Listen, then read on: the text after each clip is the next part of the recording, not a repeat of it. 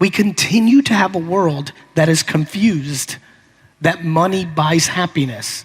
It continues to be what someone who's hurting thinks is the potion or the antidote to fix it. Yet, we have unlimited amounts of hundreds of millions of people who prove otherwise. We must start there. The concept that you're gonna buy your way to happiness is the biggest falsity in human society, and we must stop doing that. You are in the most practical place from 22 to 30 to do crazy ass shit. But the world has taught kids that that's the time you're supposed to have it figured out. It's insane. So my advice to you is, whatever your biggest single dreams are that you've kept to yourself, have been scared to even think you could, you've got to challenge yourself to try. Let's talk about why you actually listen to somebody else's point of view on your life. Let's talk about why somebody else's point of view on your life is something you're willing to accept. I am fascinated by people's ability to take strangers' comments on a social media post and allow it to make them upset.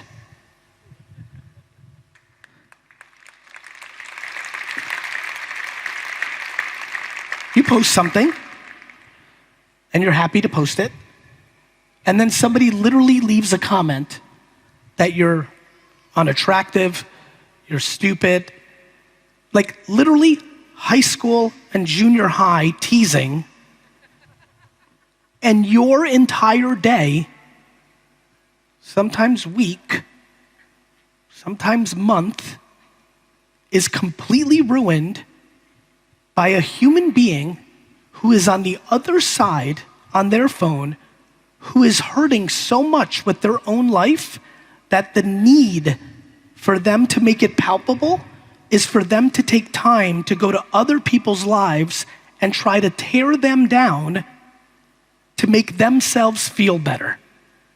This is what I call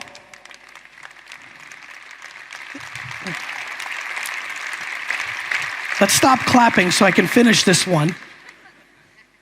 This is what I call a circle of insecurity. A circle of insecurity.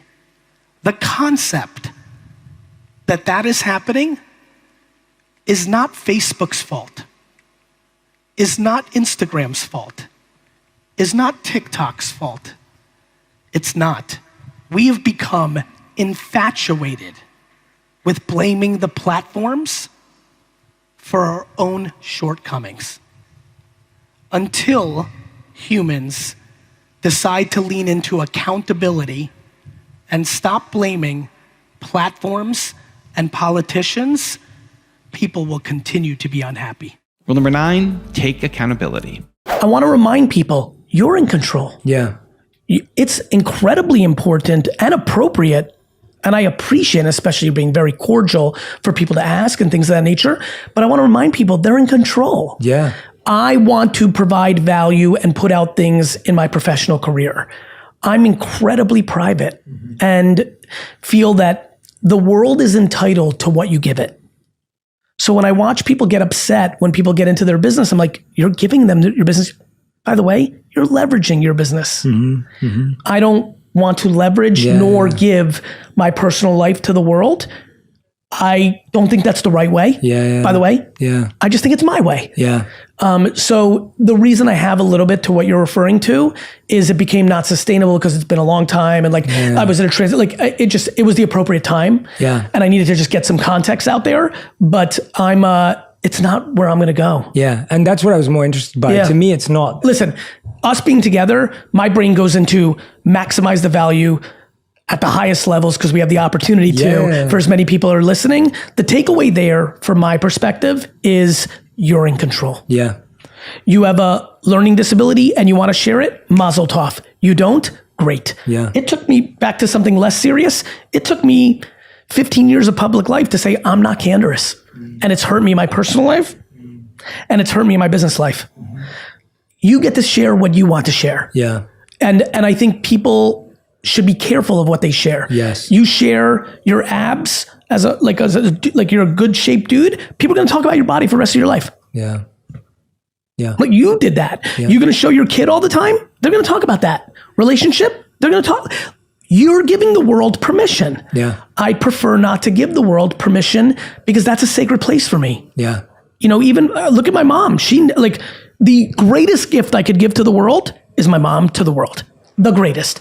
She's alpha me. She's more experienced. She's a different perspective as a mom. She doesn't want it. The end. Right? I thought my dad and mom would be reverse. My dad, I never thought would love the limelight so much.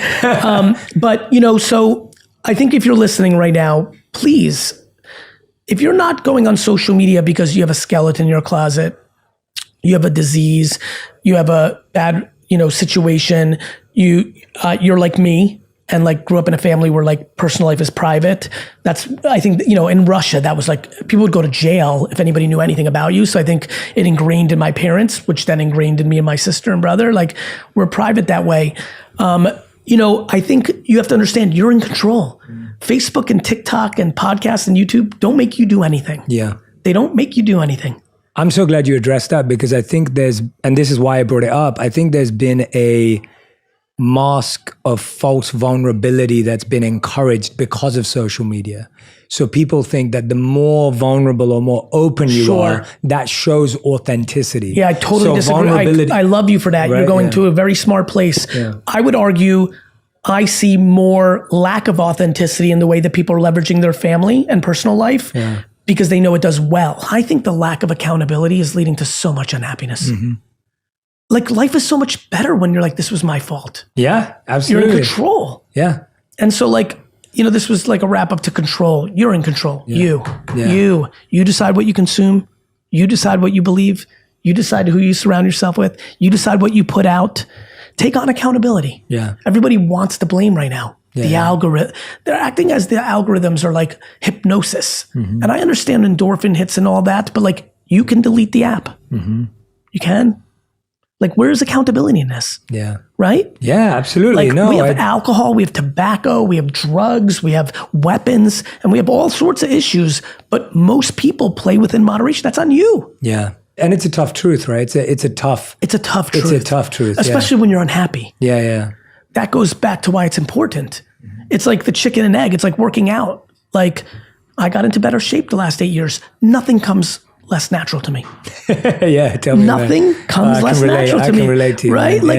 But like, I was like, I just would like to live longer. Yes. I would just like to live longer. Yeah. And go figure. It's not apple cider gummies. It's not steroids. It's not implants. I've thought about it. I'm like, can I get chest implants? I put in a lot of work. I feel like Seth's good. Like, I feel like I've done more than Seth, but like my body type, like, you know, and I'm like, I probably haven't, but no, it's like, eat well, go in the gym, do the right things. And so same for life, you know, whether it's meditation, whether it's exercise, whether it's therapy, whether it's good conversations, whether it's surrounding, you know, back to us not having the serendipity, you know, we've had some meals, we've had some interactions.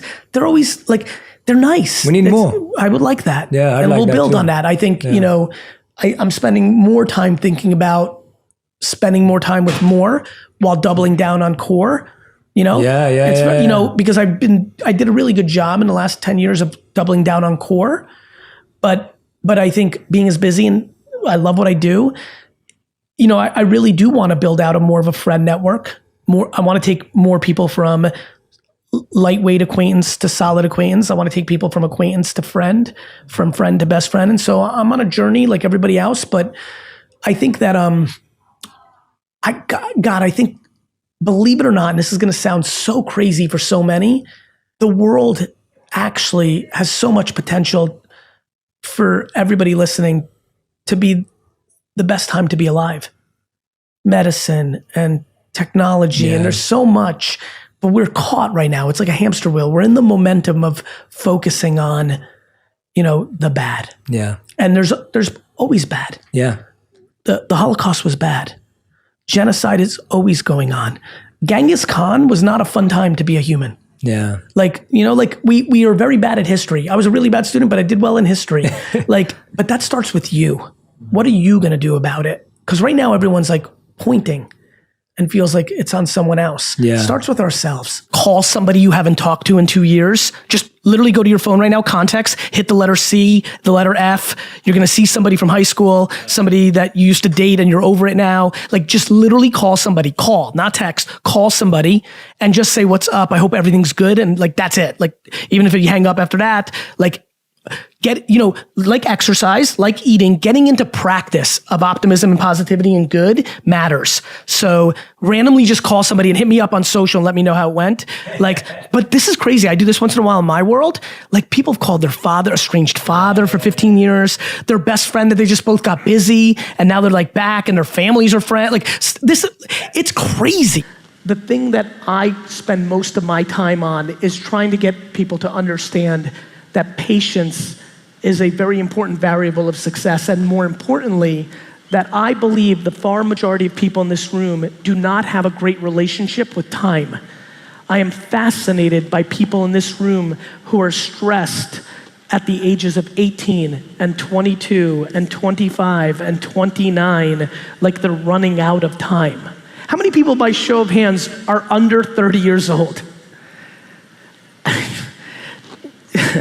So for me, as you can imagine, when I see all those hands go up, you can put your hand down.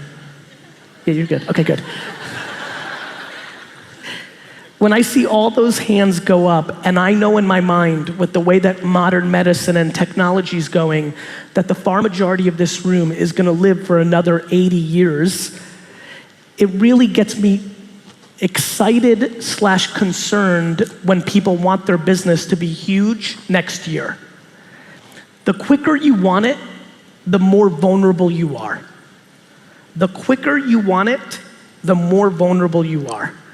And what has been very fascinating for me is even though on YouTube and Instagram and maybe some of the places you guys see me, maybe my energy is high, maybe my style of communication is fast, but my business actions are extremely slow. I was a DNF student. I sucked at school. I actually was so bad at school that I had my admin, my assistant reach out to my high school and get a copy of my report card so I could put it on Instagram the other day, because people are confused what success looks like or how you get there. Doesn't mean that you should look at me and not do school. It means that you need to look at yourself and figure out who you are. What are you good at? What do you like? How are you gonna get to the place that you wanna get to? And so for me, I got 4 A's in high school my entire career, all in gym, right? Like I got a D in yearbook, you know, and so to me, there's just 1,000 paths out there. And so for me, I'm curious about one by one, for the 30 people in this room, where's their mindset? Where are they at? Who are they listening to? What are they judging their self-worth and their ambition based on? How are they counting the points? Because when you're a youngster, you're looking at all sorts of different things. You're being affected by all sorts of different voices. And for me, the only thing that worked, even though I was getting D's and F's and all my friends' parents told me I was a loser, even though all my teachers told me I wasn't gonna be anything, even though I didn't have stuff, even though I just was in my own head. I knew exactly who I was. But the thing that I was willing to do was I was willing to work. And the thing that my parents taught me was not to dwell, not to cry about it. I didn't have shit. When I rolled up on my mom when I was 9, when Nintendo was popping, because when it first broke, I was like, Mom, I need Nintendo. She's like, good, go get it. And so I shoveled snow and I ripped people's flowers out of their yard and sold it back to them. Which is my favorite one. I don't think people have quantified the opportunity. I struggle, regardless of circumstance, with people dwelling or complaining in a world where the internet is free, has no idea who you are, could care less, it's right there, and it becomes a game of skill, not necessarily finances, to actually win. It's interesting to me. It's interesting to me that you can be in the retail business overnight by setting up a Shopify account, which costs nothing, when that same action to sell something 30 years ago meant that you had to sign a lease and build out a store and rely on the local traffic that walked by. It scares me and excites me that the biggest music company in the world, Spotify, was built in Sweden by a kid. And on and on and on, and you've heard every story.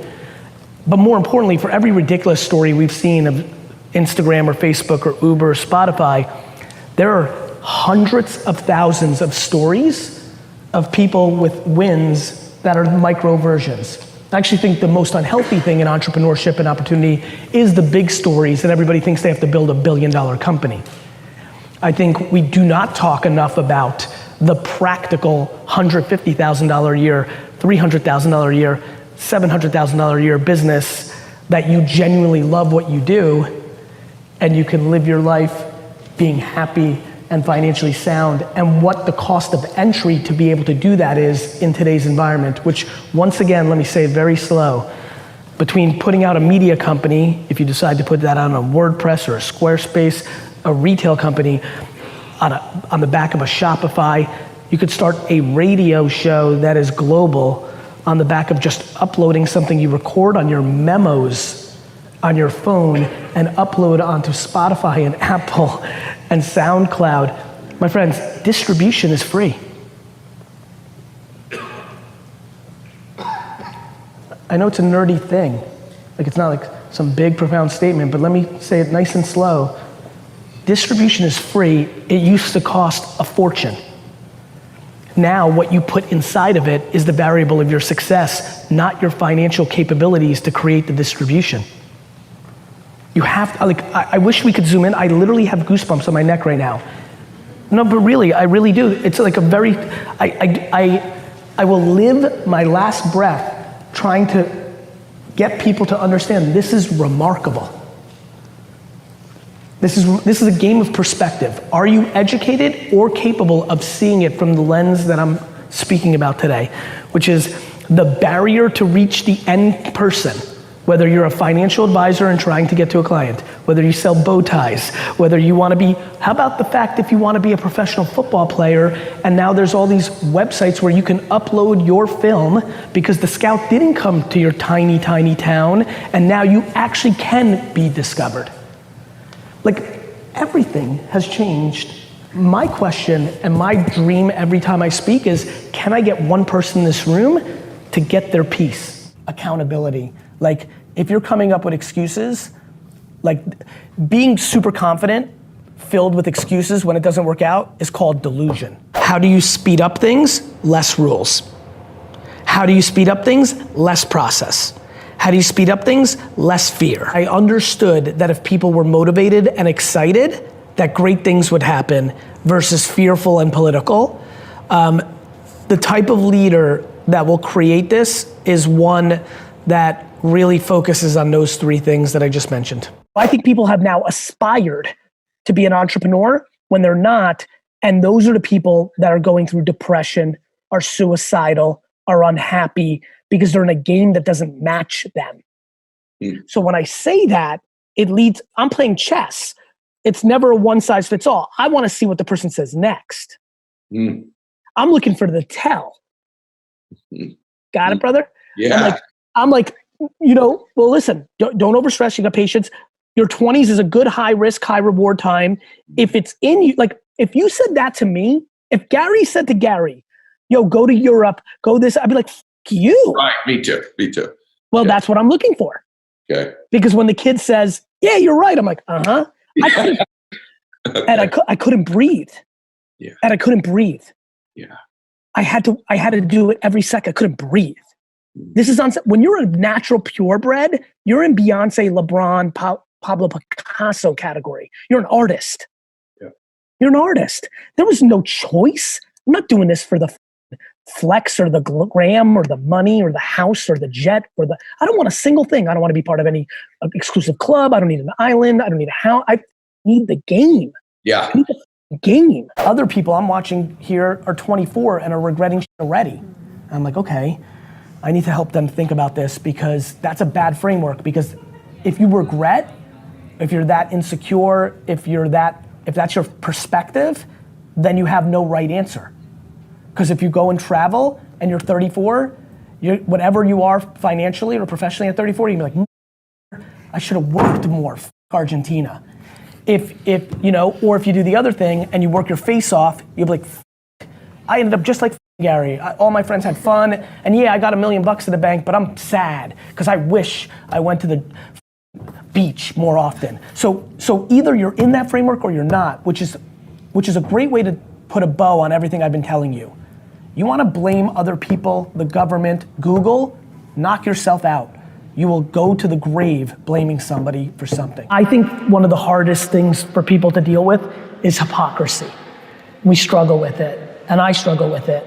The exercise in the book that I decided to do was creating frameworks for the people that know you the best to create a safe space for them to be able to tell you the truth. I think one of the reasons people struggle with self-awareness is because they have enablers around them that are allowing them to get away with bad behavior.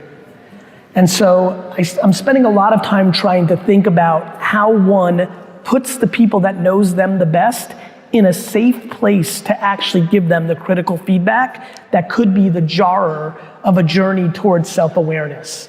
It's a very tough challenge. I don't know if I have the answer. What I can tell you is, no question, the business leaders that I admire, the human beings that I admire, are the ones who are off the charts in self-awareness. I'm incredibly grateful for the luck of the DNA game that I think gave me a lot of it. I would argue that the only reason I have any level of popularity is because of self-awareness, because of the kind of communicator I am and my personality. I would be completely not palpable if I didn't have high levels of self-awareness, because I have some really funny attributes as a communicator. And so it's a conversation we need more of. I do think that self-awareness has a very interesting relationship with accountability. I think that a lot of people actually know what their shortcomings are, but they try to navigate the world in a way where they are hoping that people don't notice. Every human being is the byproduct of what they listen to. So if you're listening to your parents or a +1 or somebody else that's saying, no, don't make the jump, you're not gonna make the jump. If you listen to somebody who's saying something practical, like take the jump, and oh, by the way, if it doesn't work, you can always go back, and if it fails, who cares about other people's judgment? Then you'll jump. Other thing they taught me was, the story looked like this. 6th grade, Nintendo explodes, right? Mm-hmm. And I'm like, Mom, Nintendo. And she's like, good, go get it. And so, that framework gets you serious about lemonade and washing cars and shoveling snow. And so my parents taught me a level of work ethic that I would, in hindsight at 45, say was probably too extreme. The three of us talk about it a lot. I think all of us collectively look at each other and say, maybe we took it to 130, 100 would have been fine, 80 would have been fine. We lived in 130. I worked, from the time I was 14, I worked every weekend and every summer vacation day of my life. All of them. Like when people hear it, I don't think they understand all of them. Not like kind of, like you meet people, they're like, they helped out in their family business every day. I was a terrible student. My parents sat me down at 14 and they're like, you're not going to Harvard, so you're gonna work every day. And so work ethic was taught. And then I had such a gift of communicating that my father really, really impacted my life because he has no tolerance for lying. And I had an incredible ability to manipulate everyone on earth. And when you're young and you realize you have gift of gab, you have no idea how to fully function with it, right? And so my dad really helped me because I was so scared of him. And for my father, embellishing or a slight exaggeration was like a death blow. He keeps it so straight, and that really helped me a lot. I think about that a lot. I was gifted with so many things, but it really worked out for me on how they parented me. But it all comes down to gratitude. When I tell you the only thing on earth I care about is the health of my family, it is the only thing I care about. Everything I do in business is a game. I don't give a shit. Money, all of it. health.